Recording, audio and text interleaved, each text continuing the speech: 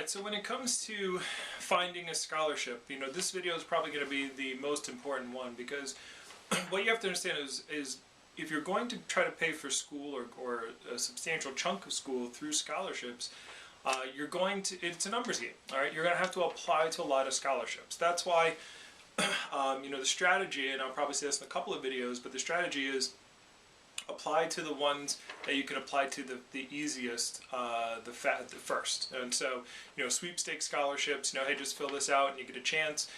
You want to fill out as many of those as possible because yes, you might have a small chance, but by the way, a lot of people don't even find those scholarships, and if they don't, and your odds are increased. And obviously, the more you're applying to, your odds are increasing exponentially there.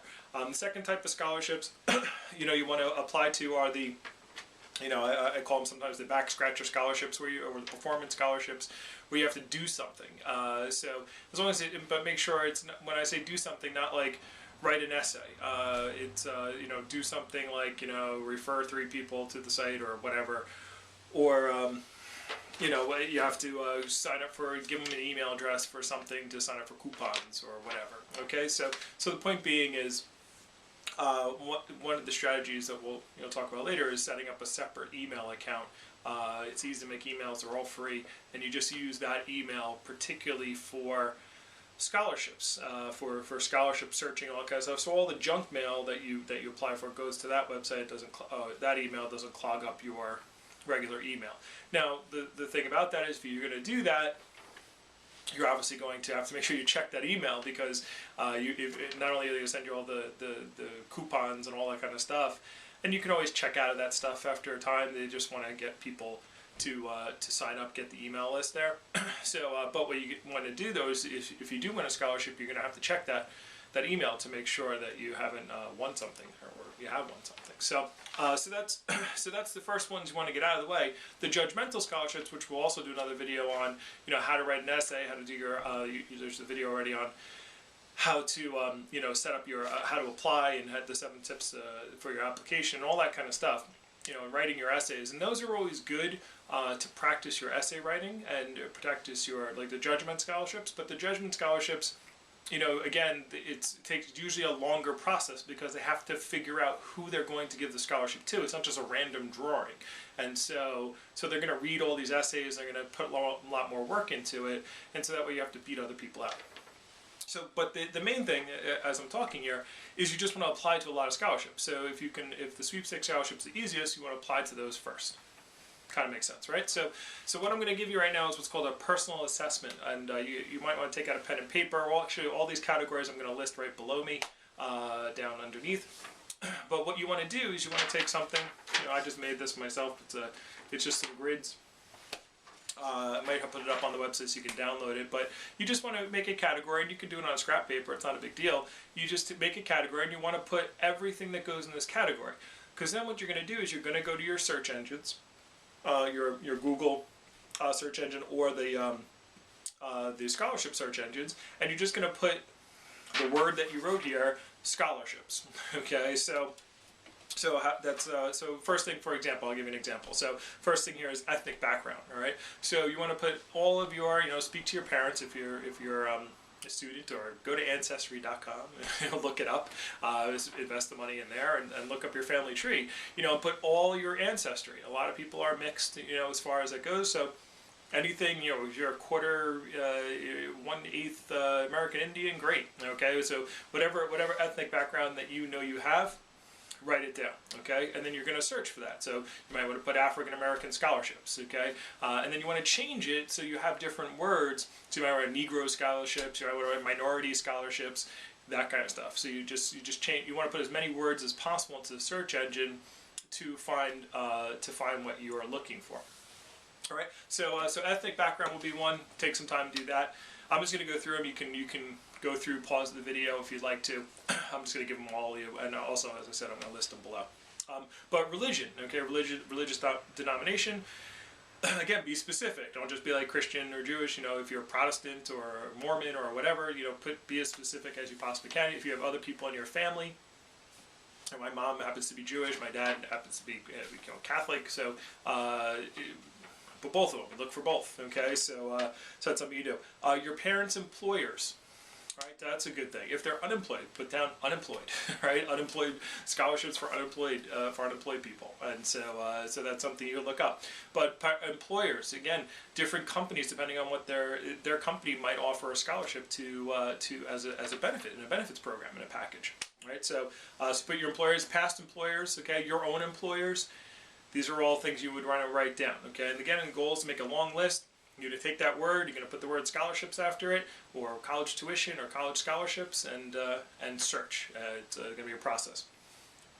All right, hobbies and interests. All right, now this could be a long list, or it could be a short list. Okay, but anything that you're interested in, any clubs that you're in school, anything that if you're interested in traveling, if you have a Pinterest, okay, look at your Pinterest, all the things that you're interested in, okay, things that, if you're interested in astronomy, if you're interested in playing chess, I love playing StarCraft, StarCraft's my game, all right, so I play StarCraft, all right, by the way, I went online, I did this earlier, I looked up StarCraft scholarships, and there was all kinds of scholarships, $1,000 scholarship from one of the gaming, the professional gaming things, and you could compete for a scholarship, for school.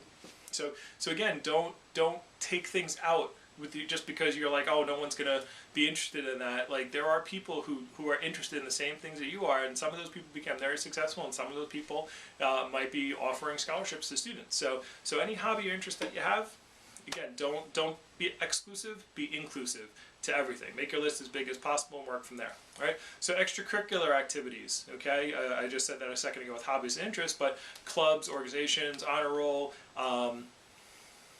anything that you do. If you're in a minority club, if you're in a chess club, if you're in a physics club, if you're whatever club that you're doing, obviously you're doing something for your resume or for your college application.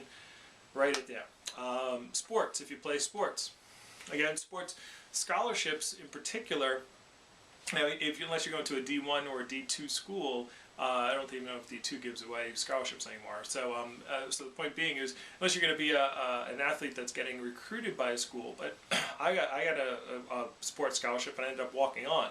At least if they know that you're looking, that's something you can do. Now, so also some schools will give stipends or money, not just, maybe they can't give you a full scholarship, but they might pay for your books. They might give you, the school might want to be building a club or a sport at their school, and they might want to give you additional money for that. So put down the sports.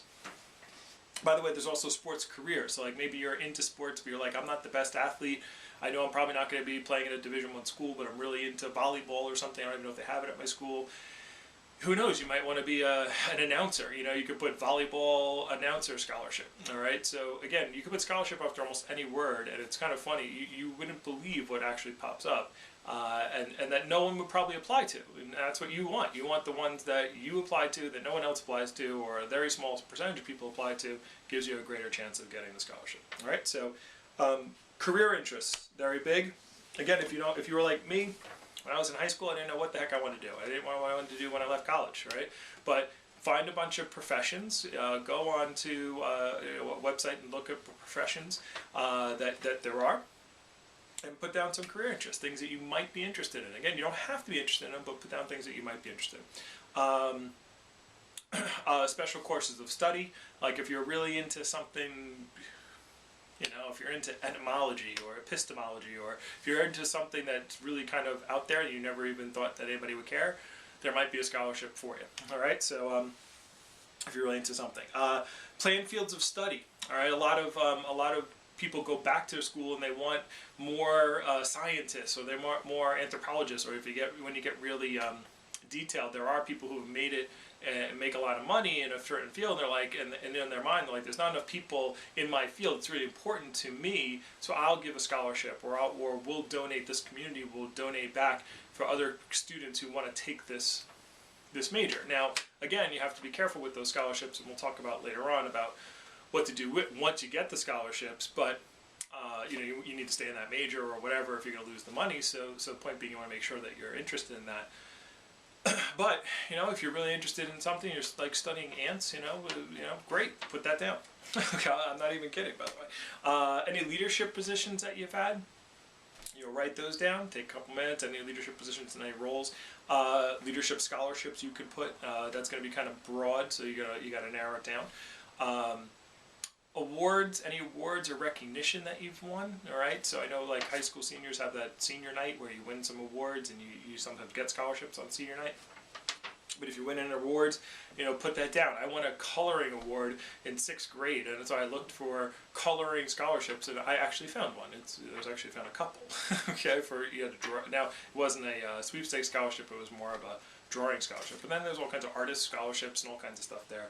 I just didn't go down that route. Any past jobs? I talked about your parents' jobs. Any past jobs you've had, all right, as a student yourself, all right? If you've done any kind of internship, if you did any volunteer work at something, look into that. Okay, so Special Olympics scholarships, whatever community service that you did as a high school student to put on your college application, or if you did community service because you wanted to help the community, look and see if there's scholarships for that stuff, because again, people in the people with the money want more people into that field, so they'll do that. Any parental organizations, if they're affiliated with something, if they're affiliated with the Knights of Columbus or a Hall or any kind of group or organization that your parents are a part of, if they're firemen, maybe they're part of PAL, the police athletic league, who knows? And if they're a part of any kind of organization, put that down. That organization may be giving out scholarships. I talked about volunteer work already, and this is not an exhaustive list, but anything else you can think of, anything that, again, go into your interests. You want to so the step one is to make a list of take your personal assessment, make a list of everything, any potential keywords that can help you find a scholarship, all right? But like places you like to go eat, all right? Like I saw the KFC scholarship, Kentucky Fried Chicken scholarship. They gave a scholarship away. So, think of your favorite companies. All companies do have to they give money away, one, to help people, but they also give money away because it's a tax write-off. So they might give a scholarship. So look at the companies that you buy things from all the time and look on their website and do a search for scholarships. Again, this is not a 10-minute process that you're going to do in order to pay for college. But if you spend the time, and we'll talk about the time management scholarship later, but if you take the time and you really want to dive into it, I've had students, numerous students who've paid for their entire college tuition through scholarships, and they literally took a half hour to an hour every single day, 5, 6, 7 days a week, and researched scholarships and worked on scholarships. And if you want to take that time in the summer, it's a good amount of money you could save your parents or pay for school yourself. And so that's a cool thing there. So do this personal assessment. This is step one in finding yourself scholarships. And remember, scholarships is free money. So if I told you, for every day for the next 2 weeks, you would take an hour and work on scholarships, and I'll pay you $1,000. I'll give you $1,000 just to work for an hour a week for 2 weeks.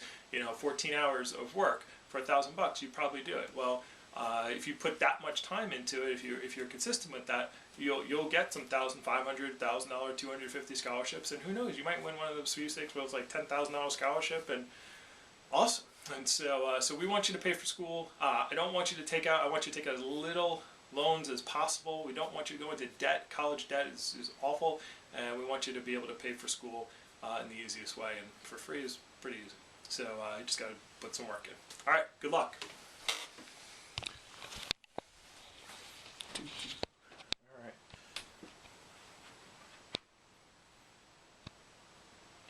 Come on. How do you do?